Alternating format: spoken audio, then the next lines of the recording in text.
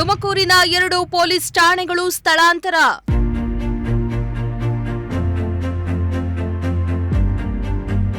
Traffic ಹಾಗೂ ಮಹಿಳಾ police ಠಾಣೆಗಳು shift.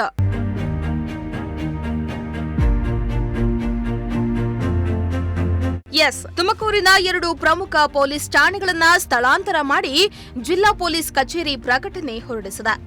Tumakuru ಸಂಚಾರ ಪೊಲೀಸ್ ಠಾಣೆ ಹಾಗೂ ಮಹಿಳಾ ಪೊಲೀಸ್ ಠಾಣೆಗಳನ್ನ ಶಿಫ್ಟ್ ಮಾಡಲಾಗಿದೆ.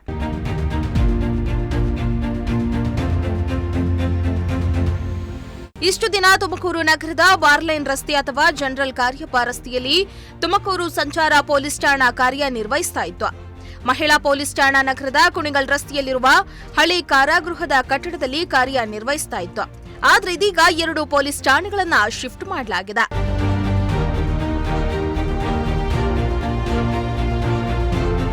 ಹಳೆ ಕಾರಾಗೃಹದ ಕಟ್ಟಡದಲ್ಲಿ ಕಾರ್ಯನಿರ್ವಹಿಸ್ತಾ ಇದ್ದ ಮಹಿಳಾ ಪೊಲೀಸ್ ಠಾಣೆಯನ್ನ ಬಾರ್ಲೈನ್ ರಸ್ತೆಯಲ್ಲಿದ್ದ ಸಂಚಾರ ಪೊಲೀಸ್ ಠಾಣೆಯ ಕಟ್ಟಡಕ್ಕೆ ಸ್ಥಳಾಂತರ ಮಾಡಲಾಗಿದೆ. ಇನ್ನು ಇದೇ ರೀತಿ ಬಾರ್ಲೈನ್ ರಸ್ತೆಯಲ್ಲಿದ್ದ ಸಂಚಾರ ಪೊಲೀಸ್ ಠಾಣೆ ಇನ್ಮುಂದೆ ಹಳೆ ಕಾರಾಗೃಹ ಕಟ್ಟಡಕ್ಕೆ ಶಿಫ್ಟ್ ಆಗಲಿದೆ.